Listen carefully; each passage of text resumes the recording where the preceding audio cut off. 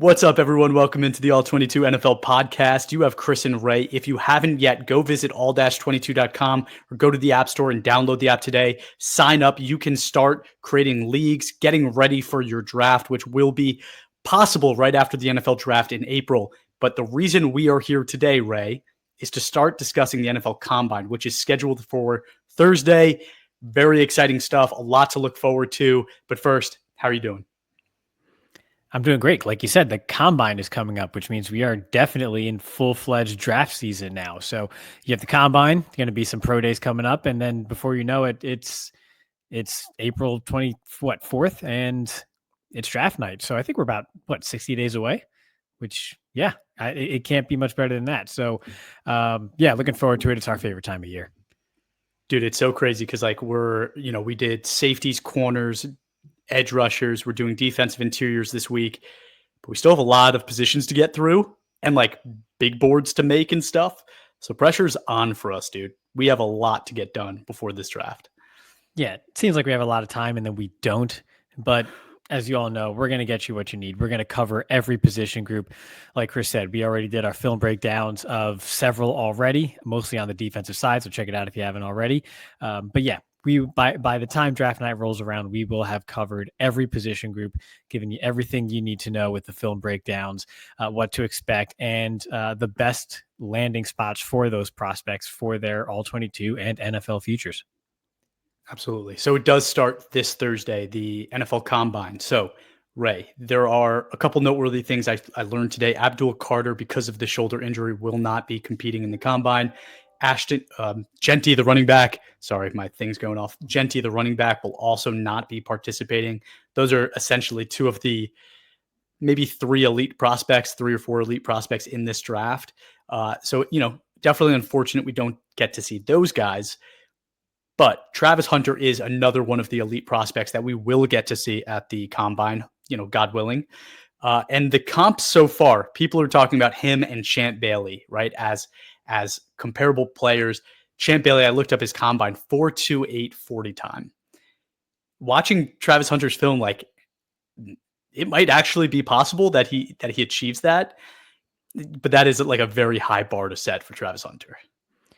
It is, and I really don't even care if he does hit that or not. I mean, he can run a 4.38, and I'm like, yeah, okay, cool. Like he's very fast, and it's evident on tape, and you can see it. I'm actually surprised. To me, it's news that he is participating in the combine. I mean, he literally participated. He basically played like 5 college seasons in 3 because he was full-time both ways for his whole career. So to that end, it's like, what else does he really have to prove? But yeah, if he's going to test, I'm sure he's going to test incredibly well, and I'm excited for it. But it's not going to tell us anything we don't already know, that he is incredibly fast. He is incredibly agile. He's explosive. He's well coordinated. And depending on what you draft him for, he can get the job done at receiver or corner. So I'm just excited to watch a prospect like that at the Combine if he follows through with it. 2 other prospects towards the top of the draft that people are talking about as probably top 10 picks. I think the Combine is going to be pretty important for these guys. Mason Graham, the defensive interior from Michigan, and Will Campbell, the tackle from LSU. Those 2 guys are both having questions about their size, right? Their length, their ability to actually achieve that elite level at those positions. Will Mason Graham prove that he's big enough, strong enough, fast enough to actually be an elite prospect? Both of us, right? When we watched his film, one of the things we took away, and this is kind of like a teaser for the episode we're doing later this week, but one of our takeaways was this guy has kind of elite intangibles where like his reaction time, his ability to read plays, things like that are phenomenal. But does he actually have elite power? Does he actually have elite strength and speed? Does he have those movement skills, the hand battling skills that, a lot of the other elite defensive interior players that we've reviewed have? Does he prove that this week? Does he actually prove it at the Combine? Michigan players typically test well in the shuttles and 3 cones. So I think agility-wise, he will check all those boxes and probably wow people. And those typically aren't even shown on the television broadcast, so people aren't going to see that anyway. But I think outside of that, I think there are going to be questions about his frame and his length coming out of this. Just arm length, wingspan overall, just that physical frame, I think is going to be the question coming out of this, or rather, it is a question coming into this. I don't think it's going to change coming out of this. But I do think testing wise, agility, he's going to be fine. And I think he's going to be above baseline for everything else. It's just at the level of prospect that we view Mason Graham as, right? Who's basically, you either consider him one of the elite players in this class or just below that. And for sure, a surefire top 10 or 8 prospect in the class.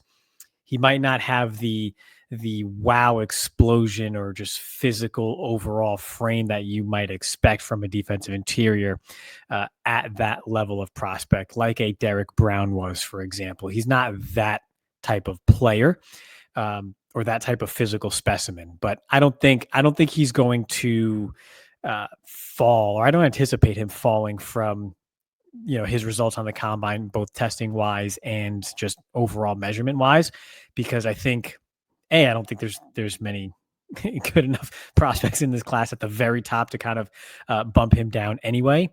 But I think the tape is just so good there that his stock is going to stay relatively even to where it is. So how about the Will Campbell, again, tackle out of LSU? Supposedly I think it was the Senior Bowl, he measured his arm length and it was just passable for a tackle. But will a team actually draft him as a tackle or, move him to guard based on what happens at the combine this week? Yeah, that's the overall question. To me, I think he's best at guard, but I think given the state of the tackle position in this draft class, a team will draft him to play tackle because there's just not much else out there. Josh Simmons from Ohio State, to me, would have been the number one tackle and might still be my number one tackle, but he was out with a knee injury. Hope is to be ready by training camp, so we don't see him test this week either. But there's so few tackles out there, and tackle is such an important need for someone that they're going to draft Will Campbell and likely place him at tackle. Whether or not that's his best position based on his measurements and style of play is a whole nother topic. We just did the film breakdown of Shamar Stewart last week, and you saw on full display how that length disparity really matters and can hinder someone like Will Campbell. Absolutely. There's one other prospect before we jump into like the ones we're excited about watching, but one other guy, Malachi Starks. My comp for him when we did the safety review was Brian Branch, the Lions safety. And Brian Branch, if you remember, actually fell in the draft, right, to the mid-second round, kind of because of his combine performance, right? He ended up running a 4.58. When you're talking about these elite defensive backs in the NFL, teams typically want to see speed because the receivers are so darn fast. These guys need to be able to keep up, right? So Brian Branch falling in the draft, he was only 6 feet tall, 190 pounds, but that 4.58, I think, really turned teams off, right? But he's been fantastic in the pros. Starks on film looked like a very similar prospect to me, similar agility, all of those things. I think a worry that I have is maybe that's going to be what happens for him too. But I don't know, right? Like that's one I'm just looking out for as well. Yeah, you could be 6 feet, you could be 198 pounds. You just have to run faster than 4.58 if those are your measurements. I anticipate Starks will run faster than that. I think he'll probably be in a little bit bigger than that. And similar to tackle, there's not a ton of great safeties out there. So, I have Makuba as my number one guy. I think I'm just going to declare that now. He just is. So, that's one I'm excited to see. But outside of that, the position is not very deep.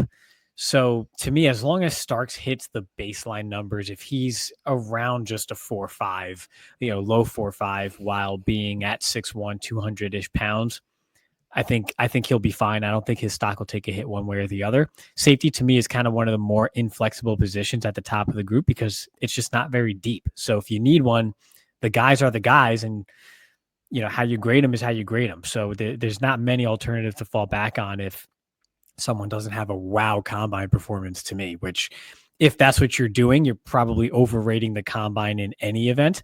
No pun there, but that's not something, especially at a position like that, I want to, make too much of a change in over that, because you just gave the perfect example, Brian Branch. If he fell because of that, then that was a big mistake for every team who did that. So I don't anticipate that happening with Starks either. All right. Well, why don't we jump into it? You lead us off. Tell me, who are you excited to see at the combine? What are you most excited to see? So we talked about Mason Graham, but I am super excited about Kenneth Grant, the other Michigan defensive tackle. I've mentioned him here and there on some of our previous episodes, but to me, I mean, he's a physical marvel. I think he's a clear top 12 player in this draft class easily. He was clocked at 18.75 miles per hour this past year, and he weighs 350 pounds. I think he's incredibly powerful, incredibly, for his size, especially explosive. I think he's got just this explosive strength that I think I just want to see this guy just move, because you're going to see him move as well as some of the 318-pound type of guys in this class, except he's going to weigh in probably at around 350. And I think he's just super powerful. I think he moves well for that size. I think people are going to be buzzing about him after this weekend for sure. Oh, that's a good one. I'm so jealous, dude. I gave you all of the defensive interiors that are like those big body guys that I typically love. And yeah, I'm a little jealous. Kenneth Grant being one of them. So one of the positions I'm most excited for, and I think that like we talked about it, right? There's a huge debate happening right now between James Pierce and Mike Green. And I think the combine could be a deciding factor between those two guys, right? If one of them shows up and runs a 4.3 or something crazy like that, right? One of them ends up being 10 pounds heavier than the other, puts up another 10 reps on the bench, something like that, something difference making. I do think it'll have a huge impact on which one of those guys gets drafted first. Yeah, and the measurements too. Not even just testing. You mentioned the weight, but yeah, how, what is the arm length? I think Mike Green was 32 inches arm length at the Senior Bowl, right? But just comparing those two and splitting those hairs, I think James Pierce needs a good workout. There's been some, questions, whispers around, is there anything off the field that might cause his stock to drop, and attitude or whatever else? Those things will get answered during the interview process and throughout the pre-draft process, even after the combine. So I think there's more to be done there, but I think Pierce does stand a lot to gain as kind of a, hey, remember me? Like, I was the number one name before Abdul Carter came on board and before you started talking about all these other guys. So if he can, put his best foot forward to kind of be back in the conversation as edge 2 in this class, that's the storyline to watch. I like that. I didn't have that written down. So that's a good one. Come up with I'm gonna every once in a while, right? Yeah, once in a while, for sure. What do you got? Matthew Golden, the wide receiver from Texas, I think is going to absolutely fly. I don't understand why people aren't talking about him at all, it seems like, in this wide receiver class. But to me, he's a surefire first-round pick, or at least he should be. And I think after this weekend, he's going to be on a lot of people's radar that he already should have been on if he wasn't already. So I think Matthew Golden's a hell of a player.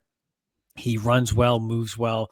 He's pretty explosive. I think he's going to have a great workout. And I think he's going to put his name in the conversation now for in the mix for the top 3 receivers in this class. Cause I think, to me, he's a top 3 receiver so far. So I'm excited to watch him go. It's interesting you brought him up. And I think that's a really good one too. So, nice job coming up with a good one. Don't gas me up. It's fine. You got to butter me up. But similar to the conversation I just had about Malachi Starks and Brian Branch, a lot of the comps with Golden is Stephon Diggs, right? And similar kind of situation. Diggs ends up falling to the second round. And is it because he ended up measuring at 6 foot, 195 and running a 4.46? Some of his other stuff, 9.97 broad jump, 35-inch vert. Like it's decent, right? But it's not necessarily blow you out of the water numbers that like a guy like Diggs in college wasn't uber productive, like outstanding, right? From Maryland. It's not like he was playing at a big time school. Golden, similar kind of situation. Not that he didn't play at a big school, but it really was more 1 year of major production. So that is an interesting one as well. If he really is the Diggs comp, will he at least outperform him so that his draft stock doesn't get hurt for similar reasons? Yeah, and I think he can. I think combine wise, I think he can put up a better workout than that. There were some other questions surrounding Diggs, and I think you said second, but I know you meant fifth for Stephon Diggs. Yeah. Trayvon was the one in the second round, but yeah, I do think Golden can have a better workout than that. The frame wise, I'm not sure. If he has like, Diggs doesn't have a great arm length or wingspan either for a receiver, so not the end of the world given the archetype of receiver. Obviously, they come in all shapes and sizes, but I do think Golden can have a better workout than that. And likely again, to me, he's a first round pick on tape, period. There might have been some other reasons too why Diggs fell to the fifth. So there were some other factors there, that kind of precipitated that. But I do think Golden can eclipse that for sure, workout wise. Okay. All right. Well, my next one that I had, you're not going to love. But I do think that similar to what you were saying about James Pierce, right? James Pierce being this number one edge all offseason, then kind of gets blown away by Abdul Carter. I think there's a similar story to be told about Colston Loveland, who is the tight end out of Michigan and who everyone in the preseason was saying was tight end one. And also that he was like not Brock Bowers level, but like in that mold and not that far off from that kind of a prospect, right? Now we're a year later and Tyler Warren is getting all of the hype. But does Colston Loveland go into the combine and blow it out of the water with his speed? Does he put up a Brock Bowers type performance where he proves he's fast, strong, good measurements, right? Maybe has enough weight to even be more of a blocking tight end than he was in college, right? Certain things I think could really help him. And I don't think teams forgot how good he was basically in the championship year, right? The entire Michigan team took a step back this year. They still won some big games, but they did take a step back. I think that there's still a lot of love for Loveland, pun intended, where I think that the draft stock between him and Tyler Warren is probably closer than the media is letting on. Although I agree Tyler Warren is still the better prospect, I do think there's a conversation to be had. Tight end overall is sneaky good this year. Not even just those and those two, and then Fannin, but you have Arroyo as well from Maryland. There's a decent crop of tight ends overall, but agreed. The whole Michigan team kind of just fell off the radar this year as a whole. And that, a lot of that goes back to, guys like Will Johnson, who didn't play much this year, right? The nagging injuries, which again, if officially that injury report should say, Michigan 7-5, and that's why he sat out those games, to be honest, because he absolutely could have played through some things. But that's another one too, that to me, I'm interested in seeing him and if he runs at the combine period and what he runs, because we did our breakdown of Will Johnson. He's a very good player, but the long speed was a question. In that corner in particular, it's a fast position. You need to be fast. If he comes out and runs a 4.56, I'm not saying he falls out of the first round by any means, but I'm not sure you can definitively say you are cornerback 2 behind Travis Hunter if you run a bottom tier 40 and you got some other guys in this class, whether it's a Jahdae Barron, a Siobhan Ravel won't work out, but guys of that ilk that people might anticipate having more upside than because of their perceived speed and what have you. I just think Will Johnson, after a down year, needs to answer some questions about his speed overall. And just have a good workout in general. Just remind people why he was a 5-star who we've been talking about for 2 years now as sort of the next great cornerback to come out of Michigan, because we didn't see that in 2024. And it's about time for him to solidify why that was a conversation starter in the first place. So rooting for him to run well. If he chooses not to run at all, that's a red flag to me, and it is going to be a red flag for teams. That's one of those things that's not overrated when it comes to what you should take away from this combine workout for certain prospects. Will Johnson has to answer some questions about his speed. So I actually had as my next one, I was going to talk about the cornerback position as a whole, right? So you mentioned Will Johnson, who I had as my number 2, but Benjamin Morrison was my number 3. And both of those guys have major health concerns. I didn't see anything. I just tried to look up news on Benjamin Morrison to see if he was going to compete at the combine. It doesn't say whether or not he will. But both of those guys, right? Like if I have them as 2 and 3, there might be teams that are saying, yeah, I have them as 2 or 3 as well, but they might be 7 and 8 if they don't perform at the combine, because I just can't see what they look like today, right? But I honestly think the cornerback position as a whole is one that there's going to be a lot of winners and losers at the combine, right? When we talk about Barron, Ravel, Porter, Azaria Thomas, Hairston, right? Like those are all guys that if one of them shows up and runs a 4.2, or one of them shows up with like insane arm length and then also runs like a 4.3 or something, right? Like those guys are going to climb up draft boards. And then if, again, like Barron is a guy that I was a little concerned about his size. If he shows up and he's actually 5'8", right? Like those are going to be concerns that 5'8". Damn, I'm just this guy. No, I'm just joking. But in reality, right? Those are things that will hurt prospects in this draft process. And it starts with the combine. Is there any one of those guys that you think is going to go out and absolutely blow it away? At the corner spot, I if it wasn't for injury, I would have loved to see what Ravel did.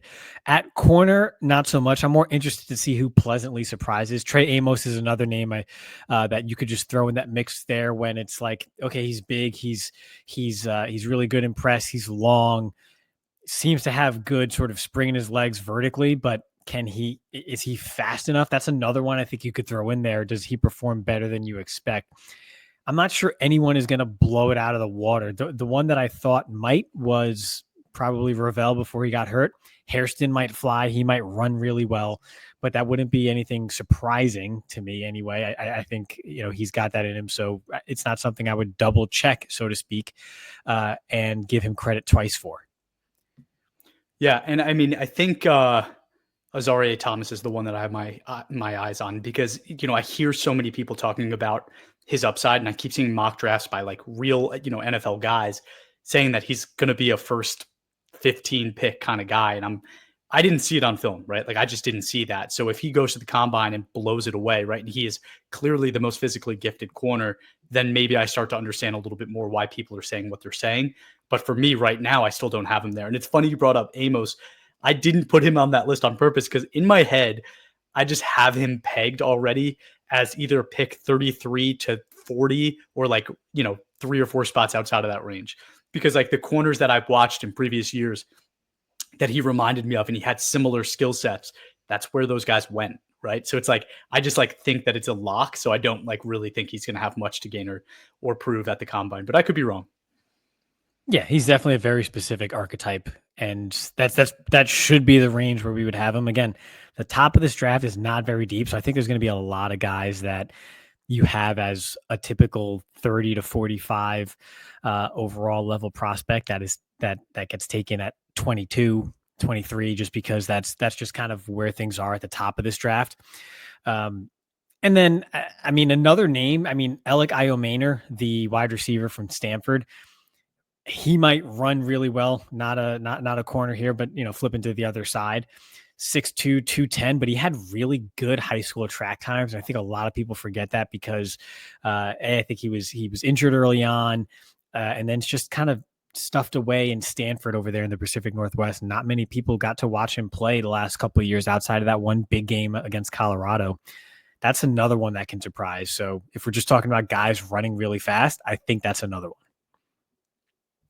I've just been burned too often by Stanford receivers that I'm having trouble there. He is absolutely nothing like your boy over there who couldn't like turn at all. Arcega-Whiteside.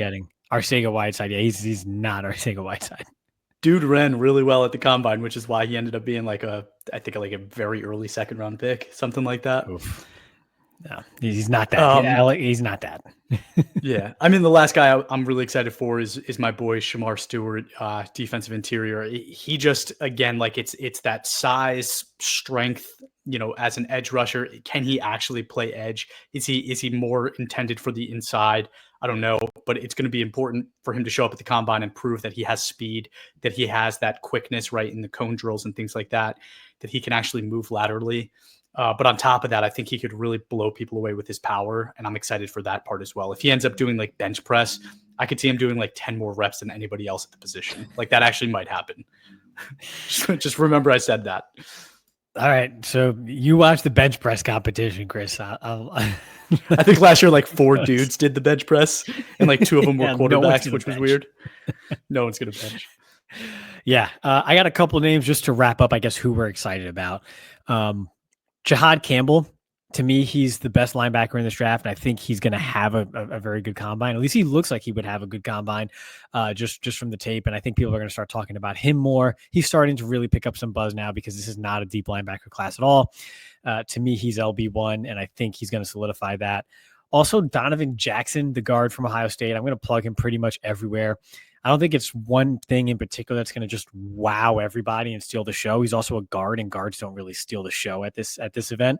But I think his frame and just his overall body of work in the position drills and everything else, it's just going to come very easy and naturally to him. And he's going to really solidify his stock to me, he's a top 20 pick or player in this class. Whether he gets picked in the top 20 is another story, but to me, he's a top 20 player. And I think you're going to see why this weekend, but probably not going to get a ton of buzz or headlines about it because he's a guard and no one talks about those guys except us. You said Donovan Jackson? Donovan Jackson, yeah. Okay, got it. All right. They have him listed as a tackle. That's why I was a little confused. He played tackle at Ohio State because of the injuries, but he's a guard. And I think he played well enough at the end of the year that teams are going to say, oh, he can play tackle for us if we needed him to. That we like that versatility. But to me, he's 100% a guard primarily and very, very good at guard. I think if he was to play guard for the whole season in 2024, as opposed to switching to left tackle early on, or, I think right around Halloween-ish, give or take, for the second half of the year, I think he would really be buzzing and really be pushing Tyler Booker as people's number one guard in the class. Okay, I'm excited to watch him. I mean, dude, I was watching some of the defensive interior players going against Tyler Booker, and oh my gosh, I'm very excited about Tyler Booker. Like, that dude demolished some of the prospects that we're going to have to talk about in a couple days. Yeah. That's a fun watch. People think guards can't be fun to watch. That is an incredibly fun guard to watch. He's damn good. And to me, Donovan Jackson could be just as good. We just didn't get to see it because we put him out at tackle. And the first game I think he played at tackle was like against Abdul Carter getting whooped. And then people are like, okay, whatever. Just kind of forgot about it. And he just got better throughout the season and the playoffs. So yeah, there's two very good guards at the top. Exactly. Because, again, the last few years, there really weren't a lot of good interior offensive lineman classes until last year's, which was amazing. And this one was looking kind of weak, but it sounds like we do have 2 or 3 guys that might be really exciting to watch. People are really excited about the Missouri kid too. I think that's one to keep an eye on as well. But Ray, did you have anyone? You had one other guy, didn't you? I had buyer bewares. If you want to talk about potential landmines in this class, we could just go completely negative for the second half of this show because we just love ending on sour notes. You want to do that? I mean, if you have a couple, go for it. I mean, I think a lot of the corners, I trust the film more than I'm going to trust what they do at the combine. So I could see that position being one, like I talked about, Azareye'h Thomas, where he goes and just shows out, but is it going to actually translate in his play? I think the cornerback position is very important for that, what you're talking about there, but I don't want to blow anybody's spot up. I'll let you do that. Yeah, I'll do that. I'll be, say hello to the bad guy. But yeah, and Azareye'h Thomas, I want to see how he does in the actual drills. I want to see him turn and run.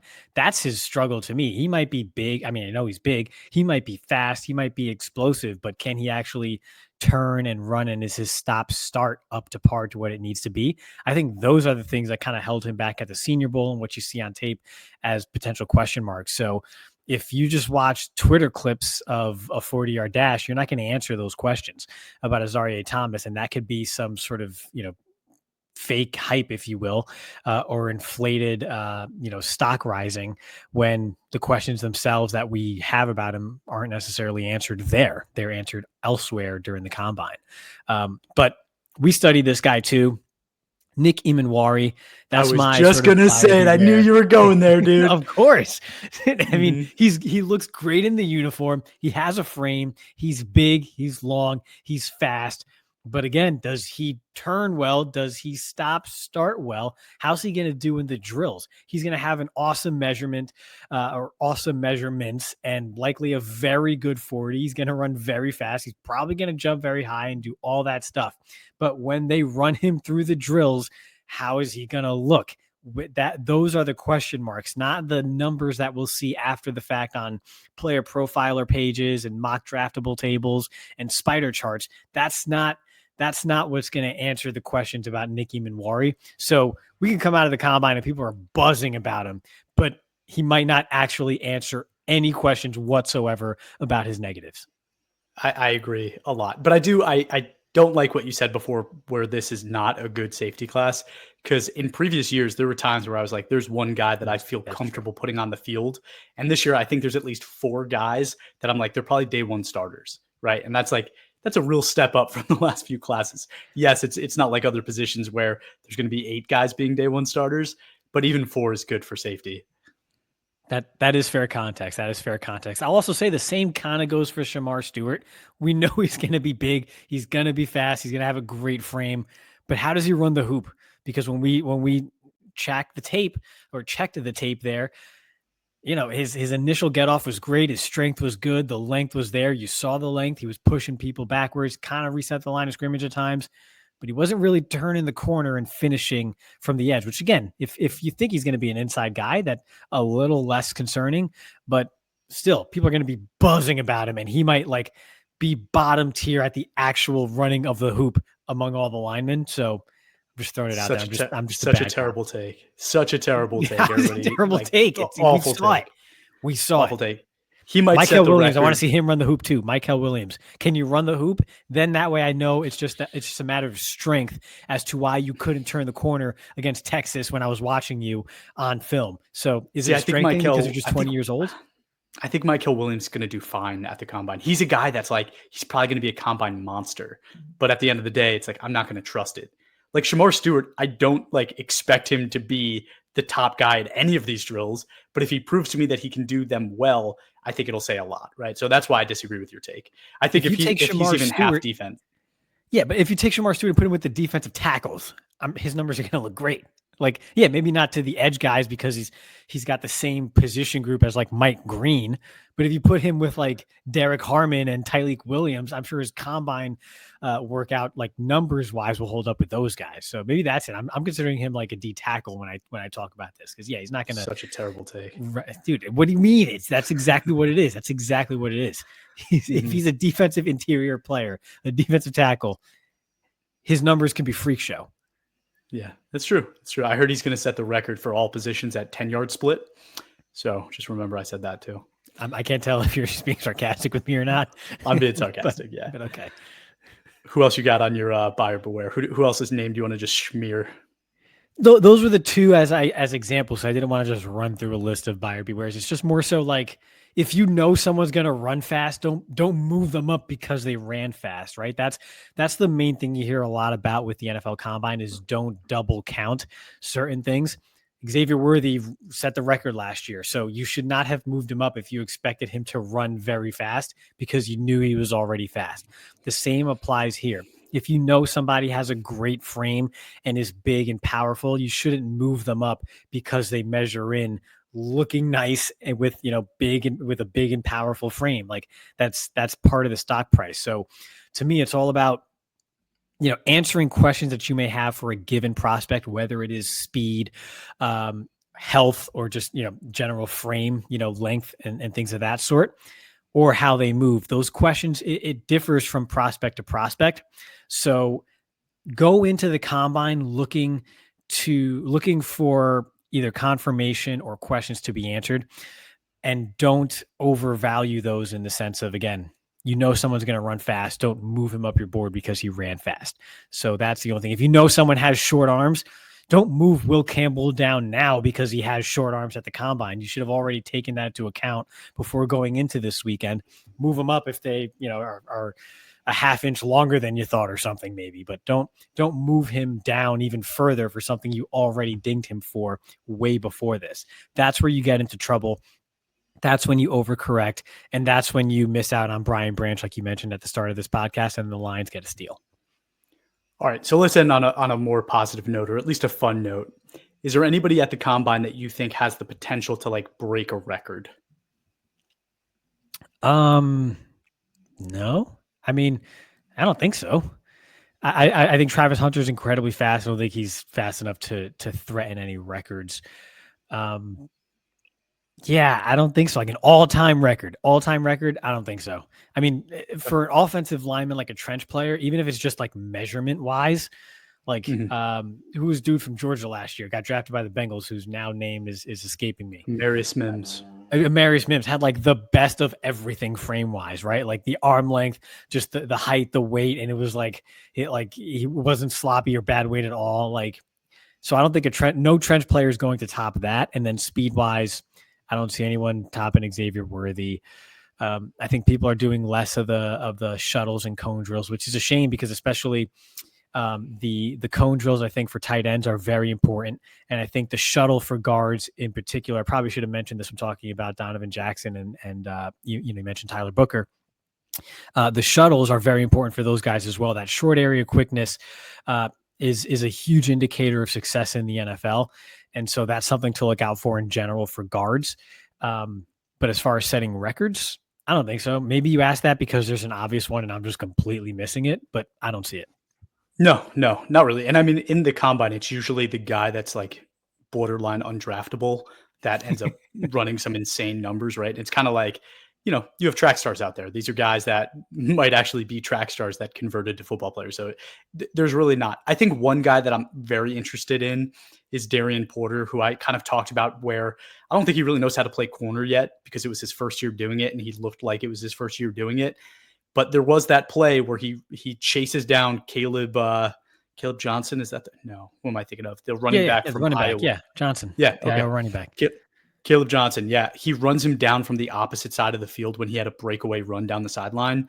So like seeing that play just on its own, maybe Darian Porter is like crazy fast, and maybe I don't think he's like 4.1 something fast, but like there's a chance he's really really fast, right? Maybe. So Or just game speed. He was just inspired. I mean, that's a thing too. And I think to that point, it's like we have more data now when it comes to like actual game speeds being recorded and such, to where in general, even, I mean, we know the limitations of the 40-yard dash already. Those have been well established.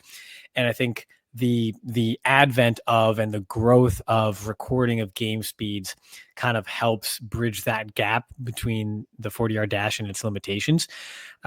To where we could look at some of that more. And I would imagine his game speed numbers it's possible that they simply, overshadow his 40. His 40 might be pedestrian, but game speed wise is something entirely different, because that was an impressive display there from Porter to hawk him down from that far out.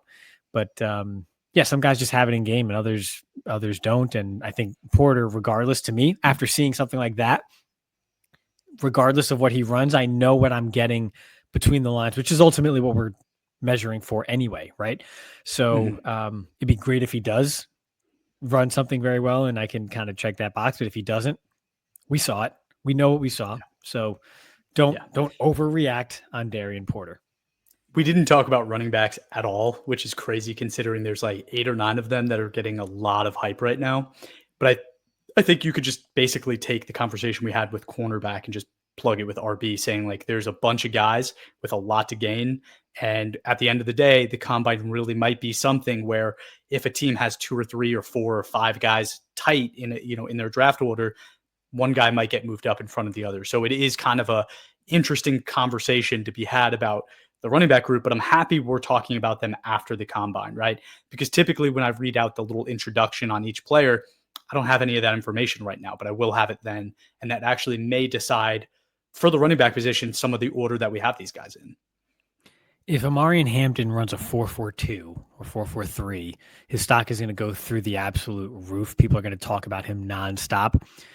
When, to me, even if he decides just not to run at all, he's still a fantastic player and the RB2 in this class, in my opinion. So, again, I'm trying to be flatline when it comes to something like that, but I could see him getting a lot of buzz if he runs really well, because he's powerful, he's explosive, he checks every other box pretty much. Is a really good forward moving player. So yeah, Amarian Hampton with his physical archetype is someone who could really gain a lot of buzz by running well. And Travion Henderson can run very well. So that might be one where we expect him to run well. But again, people are going to just go nuts over it when he actually does it at the combine. So yeah, I think running backs, like you said, kind of like the corners here, lots of good ones. Does anyone separate themselves in that vein? But yeah, lots of good ones to choose from. All right. Well, this was supposed to be like a 25-minute one. We're going on 40 minutes. So we're going to wrap this up. Thank you everybody for tuning in. We hope you enjoy the combine. Definitely tune in. Starts again Thursday. But give us a follow on Instagram, Facebook, TikTok, and X at all22_PFF. Give us a review wherever you watch or listen to your podcast, and have a great day.